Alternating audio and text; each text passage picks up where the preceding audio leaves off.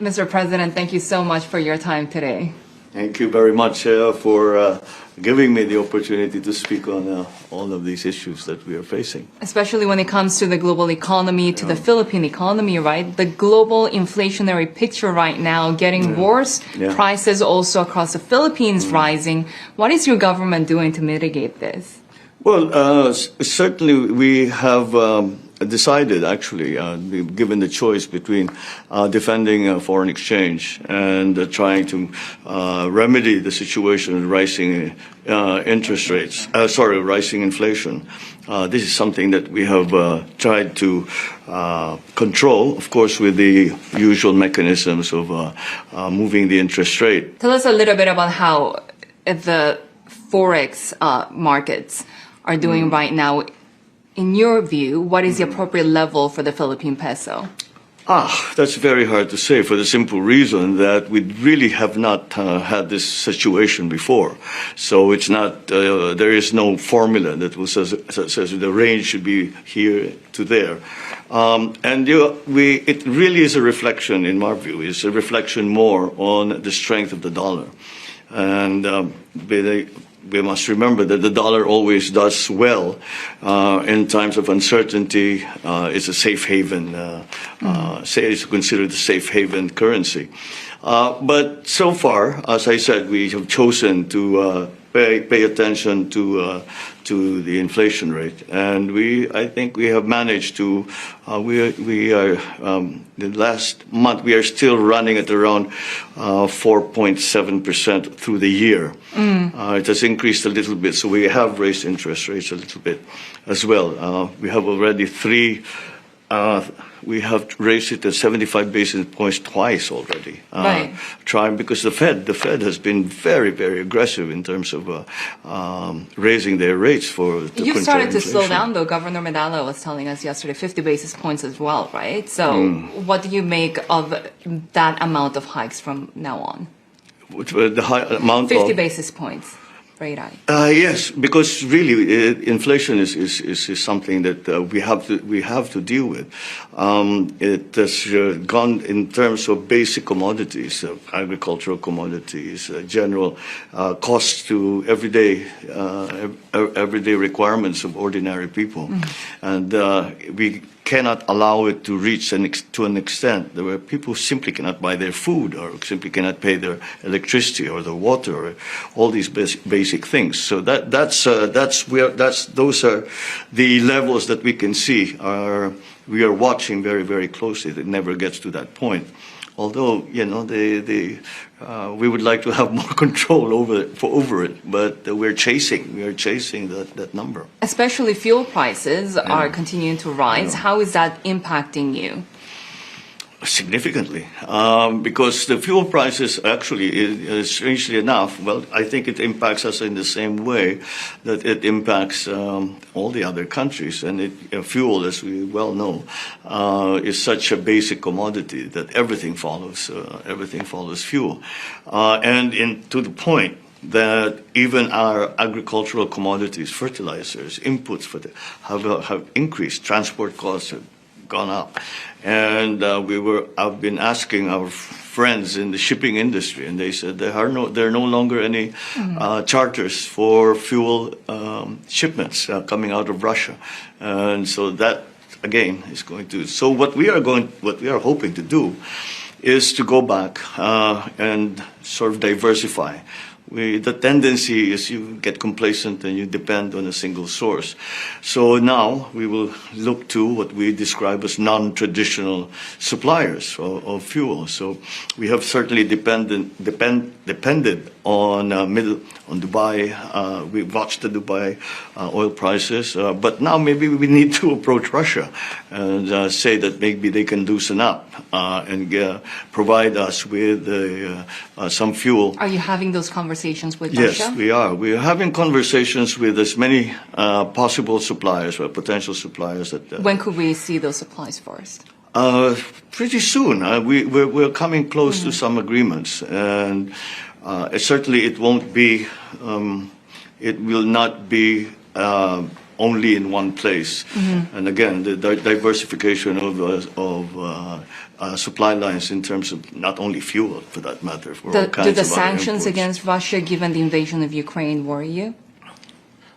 Yes, well, we can see, because we can see the effects, and in our terms, the political side of it has been, of course, a little tricky, but nonetheless, the national interest comes first, and so we have to find those new sources of fuel. Yeah, but that applies not only to fuel. It applies to things like feed.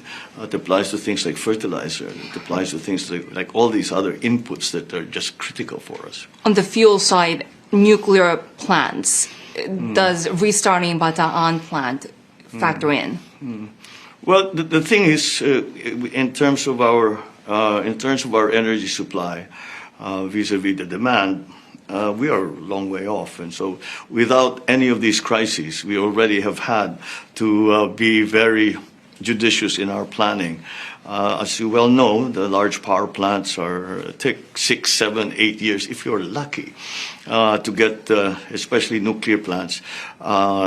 Even the new technology that is being spoken about, the small-scale modular. Given nuclear how power. difficult it is to start them with the Bataan plant count.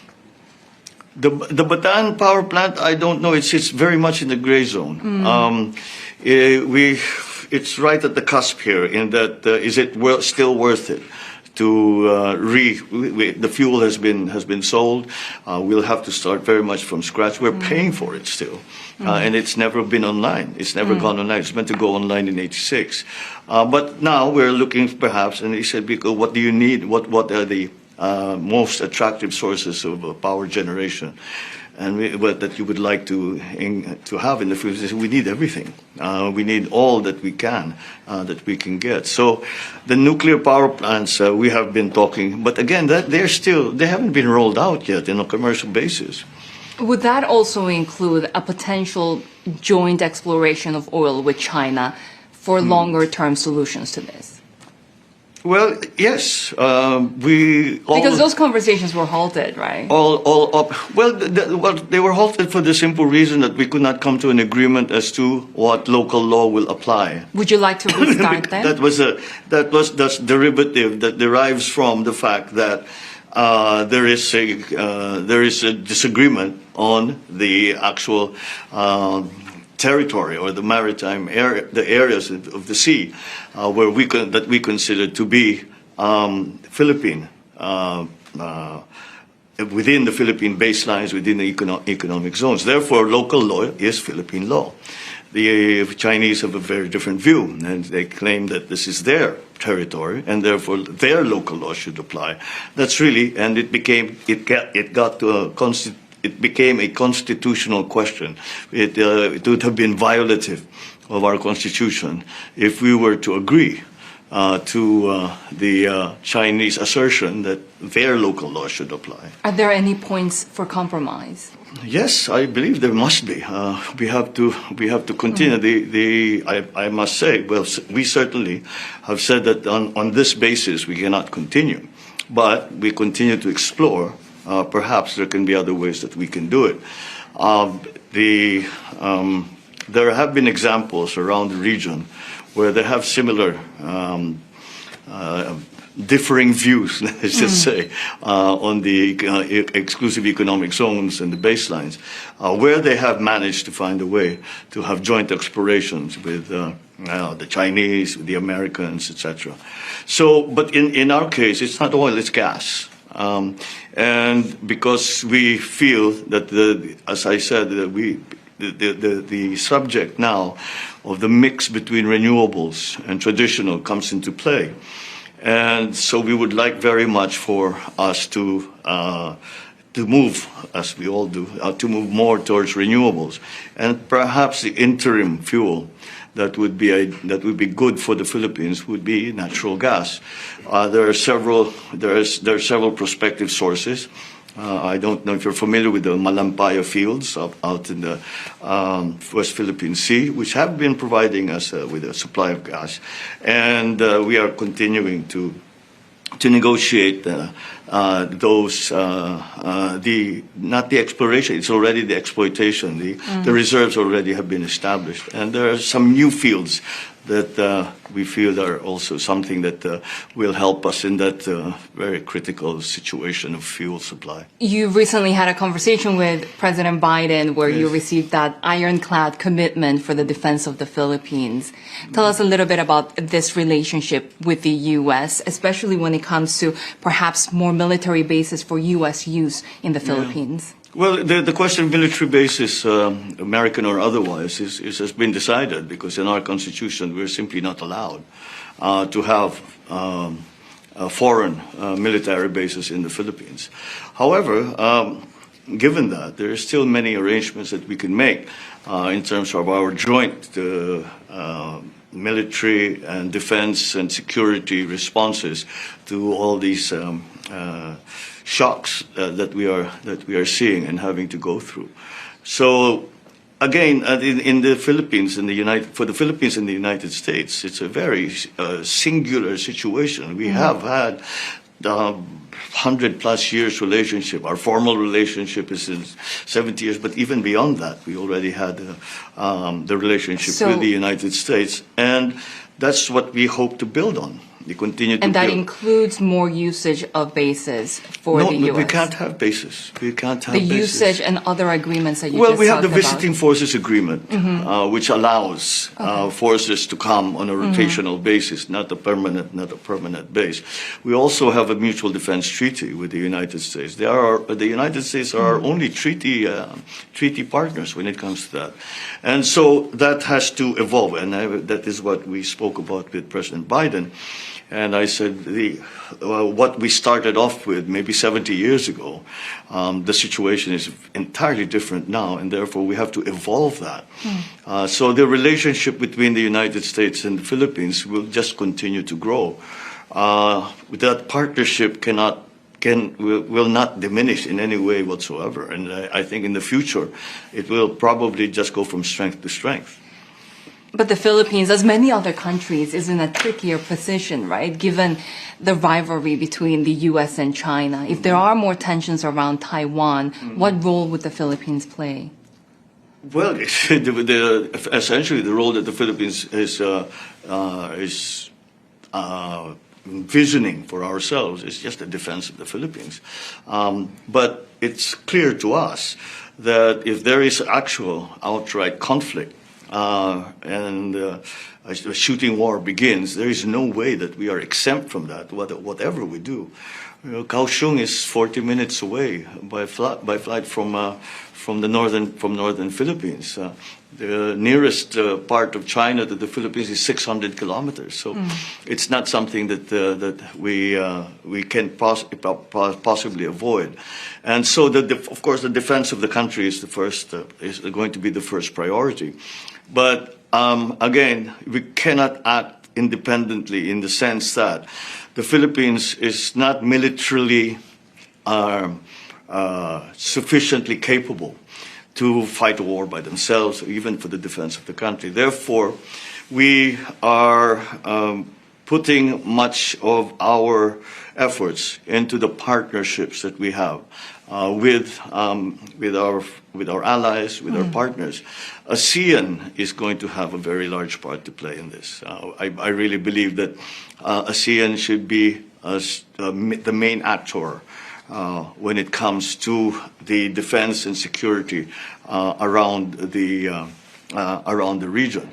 Of course, there are multilateral. That's one of the best examples of a multilateral arrangement. But bilateral arrangements with other countries also are available, and that certainly applies to the United States, where we have very strong bilateral relations, and we can use that as a basis for moving forward.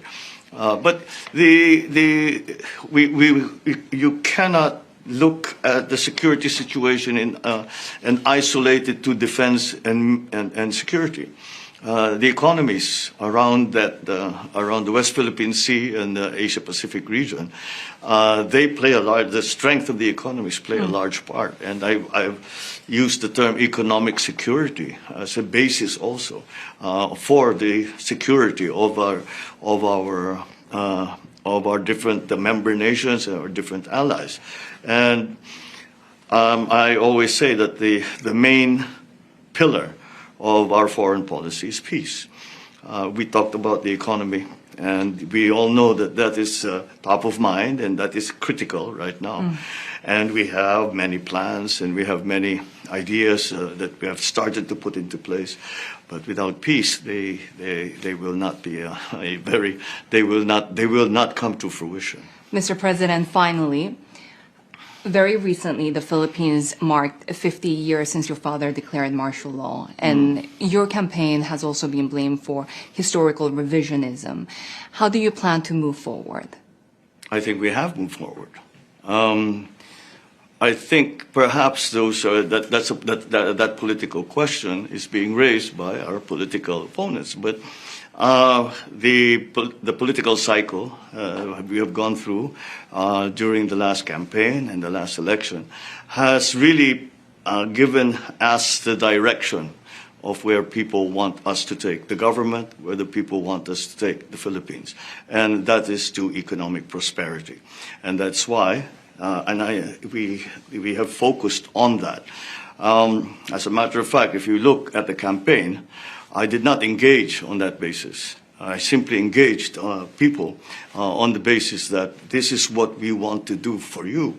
And at this critical juncture in our economic history, that is the most important thing.